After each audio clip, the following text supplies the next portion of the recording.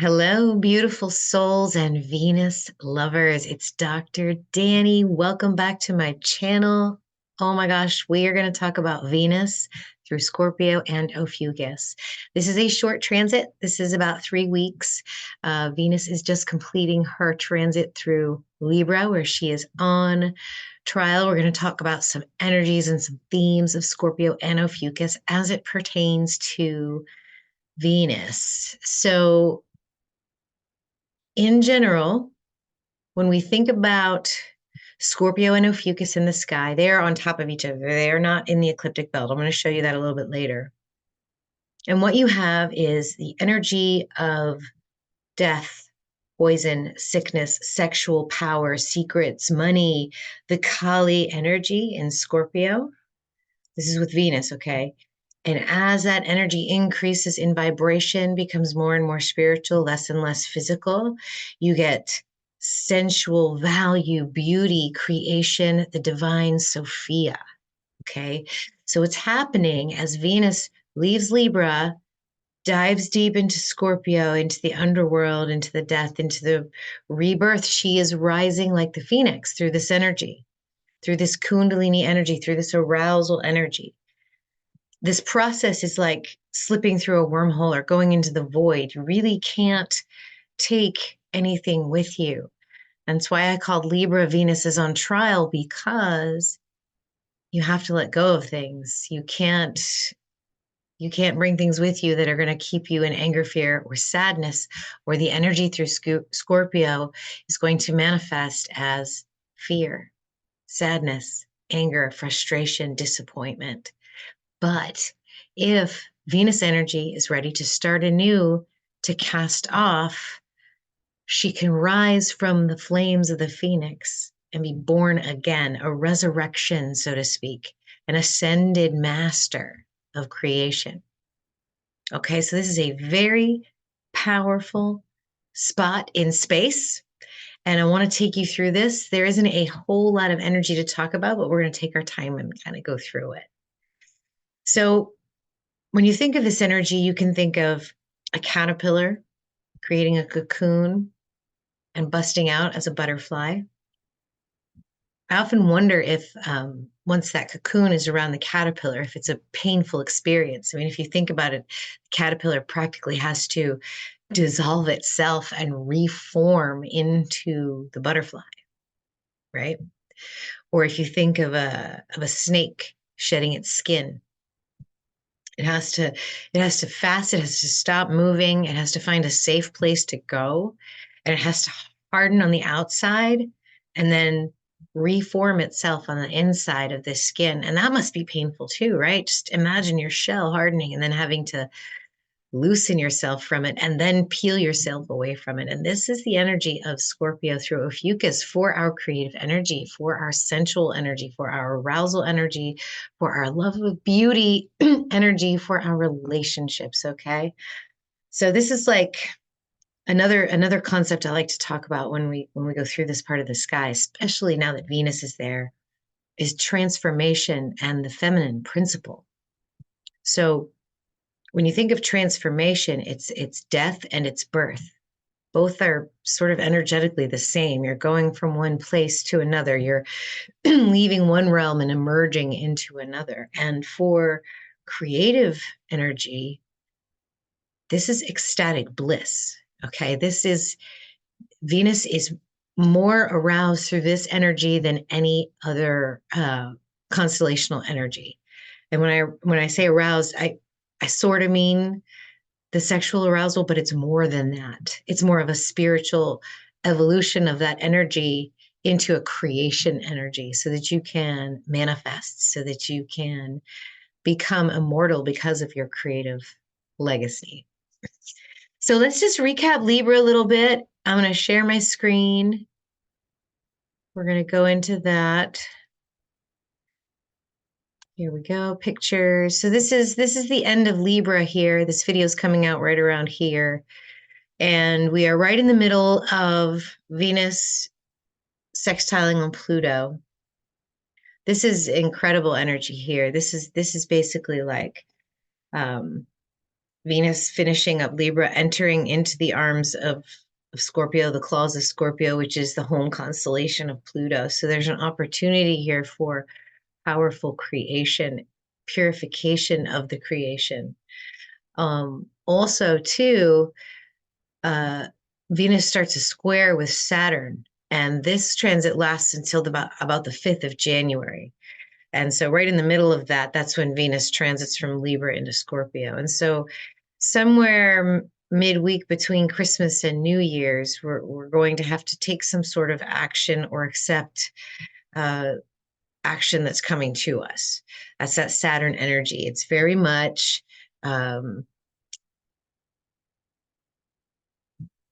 like a test in a relationship. Like, what is the tension? What would be the best for your healing? Aspects to your Venus may habituate you caring to the needs of others when you cannot or should not. So be very careful who's pulling on your heartstrings this week between Christmas and New Year's. Also, ending this month is a waning moon. So the energies are decreasing. The full moon right after Christmas was pretty powerful. It was at the Silver Gate, Golden Gate, and I did a video on that. Y'all should check that out. I'll leave a link for that below if you haven't seen it yet, to prepare you for what you need to be letting go of and what you need to start planting seeds for the next new moon, which is on January 11th. So that's the biggest energy that's going into the next month. Venus enters into Scorpio on the 31st, and then Jupiter also stations direct. So as we get into Scorpio and Ophiuchus, oh, guys, if you want to learn more about Ophiuchus, that Ophiuchus practicum is still 33% off on my course website, learn.drdanny.com. I'm going to leave a link below for you guys. It was a very powerful course. It's 90 plus minutes, over 90 slides, over 33 examples of how to use Ophiuchus energy. Really, really powerful practicum that is very useful if you want to know more about Ophiuchus and why it's important for astrology and spiritual work. So this is the beginning of January as Venus moves into Scorpio and Ophiuchus. The very first day of January, Mars moves into Sagittarius, crossing right over the Galactic Center. So this is now a swell of pride, a swell of faith for Martian energy. So be careful of becoming a crusader. Be careful of becoming too overly enthusiastic about a cause. You don't want to get too triggered in happiness or too triggered in anger or fear with this energy. Just be cautiously optimistic as Mars crosses the galactic center. Mercury also stations direct that same day. So there's a lot of shifts the first of the year. The intensity of the transmissions over the course of the past week as Mercury was conjunct the sun and then finishing up the retrograde, those intense transmissions from Mercury are going to start to wane off a little bit. It'll start to even out. It'll be easier to communicate. We'll be a little bit less distracted. And then the Venus squaring Mars energy fades away. I'm sorry, squaring Saturn fades away. So what picks up right after the Venus square Saturn fades off is the energy of Venus trining on Chiron.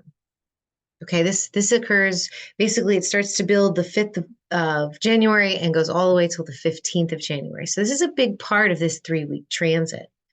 This is creating and relating, revealing processes of healing and integration. So it's literally like the power within the wound. And it's interesting that because Venus is transiting through Scorpio right now, this is where the poison is being taken in, okay? And so while it's a trine, while it's always a nice aspect, while Chiron is luck and healing and things like that, this can also be a reminder of the beauty of the wounding. Remember, guys, Venus is perfect. Her energy is pure creation. She does not have to strive. She does not have to grasp. She can simply be in whatever turns her on, and things are magnetized to her. So if she's magnetized in healing, if in wounding, and not magnetized in healing, then the trine becomes a very different energy. It becomes a magnet for wounding, especially when that moon conjuncts Venus on the 8th. And that's going to happen right there in Ophiuchus Scorpio energy, deep in the heart of all of that. Okay, so that moon's going to give you a little hit. So be ready, be in your highest vibration in this energy. It's so important. So much healing is going to come through here. There's no reason to get triggered, no matter where your moon is or what it's doing. Feel it, let the energy move through you, do what you need to do whatever turns you on that day, because this is a very powerful time for healing. And that moon conjunct the galactic center magnetizes these purest cosmic energies for this purpose. So Mercury re-enters Sagittarius on the 11th, and then there's also the Sagittarius new moon. So both of those things happen at the same time. So we have a direct Mercury re-entering Sagittarius after, swooping through the galactic center and then back again into Ophiuchus and then coming back around the other way. So there's definitely a message of a cosmic message, an angelic message coming through this part of the sky to us. And this new moon is right in the center of it. And it is literally saying, what seeds are you going to plant with this new information? So this is a cycle for healing and rebirth. That's why Venus is trining on Chiron. And so my thought is let's plant seeds of healing and rebirth. Let's let that baby phoenix start as a small ember and then burn her way through the ashes to become a beautiful new creation.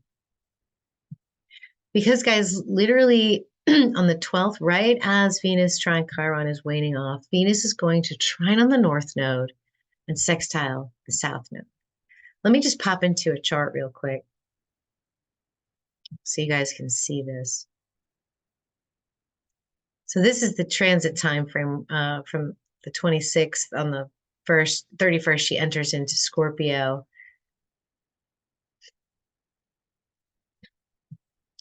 And then right around the 10th here, see what that moon hit Venus. And then we've got a new moon on the 11th. The same time Mercury re-enters Sagittarius as Venus is getting closer and closer to the galactic center.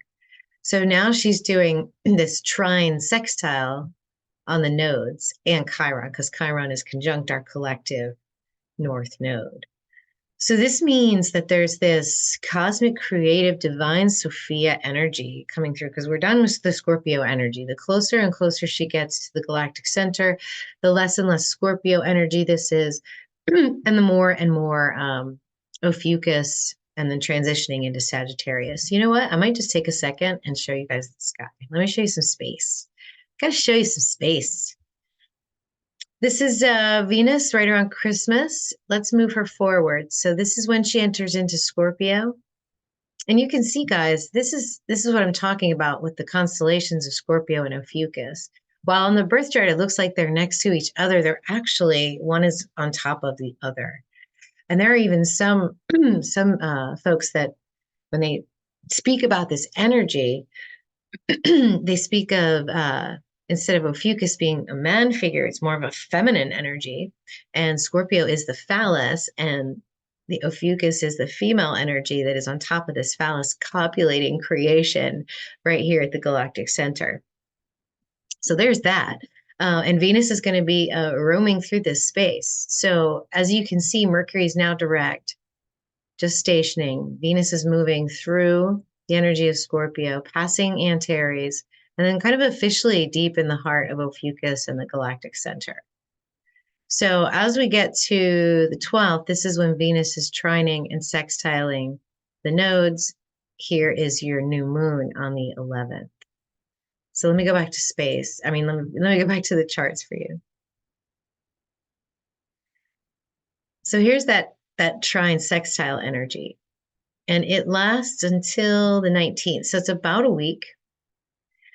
And as the Venus trine Chiron wanes off, this sextiling the south node and trining on the north node. So the north node is in Pisces, conjunct Chiron. So this is the collective wounds, collective healing, moving towards universal love and oneness as our collective evolution. Meanwhile, sextiling on the south node in Virgo, remembering that we are from a space where energy becomes matter, where we are divine creators within this realm, within the constellation of Virgo, the mother sky goddess. So use your earthly tools, your manifestation tools that you're good at to facilitate your creative evolution. So shortly after that begins, Venus also begins a square to Neptune. Neptune is in Pisces, and this lasts until the 22nd. So from the 14th to the 22nd, she begins a square to Neptune. This energy reminds me of over idealizing. So, these are both fine energies. Venus and Neptune get along really well, even in a malefic aspect like this. Neptune is a higher octave of Venus. So this feels like be careful of over idealizing good attributes of people or things. Like, yeah, someone might be good at this or that, but don't over idealize it, and definitely don't compare yourself to it, because you might be over or under judging yourself. You might not think you're as good at something as someone else because you see them doing it and you're idealizing them, but then you're undervaluing yourself. So you also need to be careful of trusting what other people might think about you, because if someone tells you what they think about you, you don't have to believe it, because it's really not your problem what someone else thinks about you or what you think that they think about you, right? It might not come to the forefront because it's Neptune and it's all sort of the subconscious and hyperconscious. But that would be my advice for that square to Neptune. At the same time, Venus is also going to be literally conjunct that galactic center. So if you could take away the sun and look at the Milky Way galaxy, like, there is the morning star right there, shining brightly in the galactic center. And in fact, if you get up early enough, you may be able to see it, but the sky might still be too light to actually see the Milky Way. So this conjunction is literally the whole point of this whole Venus transit. It's going from the letting go, the wounding and the healing in Scorpio, to completely letting go and going down to baseline, becoming nothing, becoming 0 point in the void, to a transformation of the Phoenix rising. And this is it. This is this conjunction. This happens on the 15th through the 25th. And this message is that you are a perfect divine creation of the Creator, co-creating creation. This is what we're doing with Venus. This is a soul in constant evolution. And this is the moment of ecstatic transformation. So it's compassionate detachment and detached contentment in this space. This feels like a very solitary space. It feels like something we should really savor, in a deep meditative state, in a deep gamma wave, brainwave state. I might even create a meditation for that. Yeah, I might do that. Let you guys check that out. So as the interaction with the nodes wears off, the sun conjuncts Pluto on the 20th of January. Oh, and by the way, before I forget to tell you guys, I am going to be presenting a live course on this day. We are going to be learning and working with Venus astrology. I'm going to cover mythology, numerology, astronomy, astrology, frequency, vibration. You will literally have a profound respect and love for our sister planet, as well as a very nice working knowledge with how to work with her in your astrology. So I'm going to have details for that after the first of the year, but do stay tuned for that. So let me just finish these energies.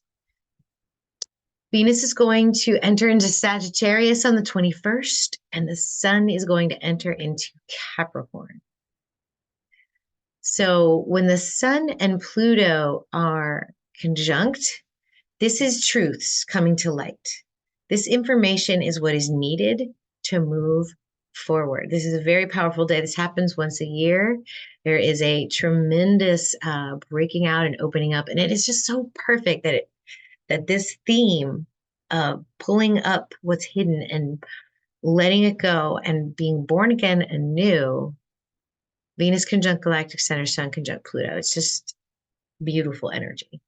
And as Venus enters Sagittarius, there is a new optimism about you. There is a new energy, a breath of fresh air. You're going to be feeling some of this as the sun moves through Sagittarius, because the sun's going to move into Capricorn. So you're going to already sort of get a feel of what Sagittarius energy is going to feel like. But for your creative energy, for your arousal energy, it's just fantastic. So I am absolutely looking forward to sharing that with you guys when that energy gets here.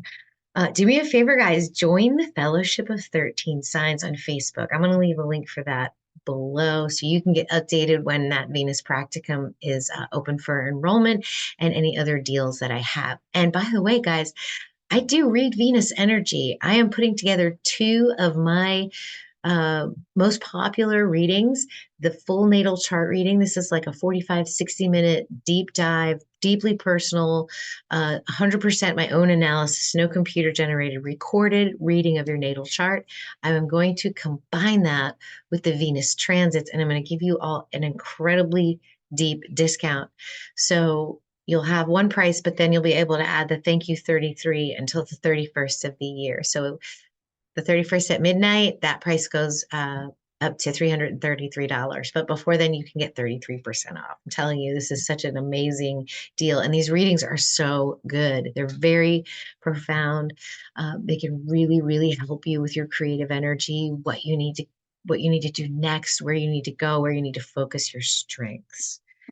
Okay, so until Venus in Sagittarius, I will see you all later. Like this video if you love it, and please subscribe. Namaste, my friends.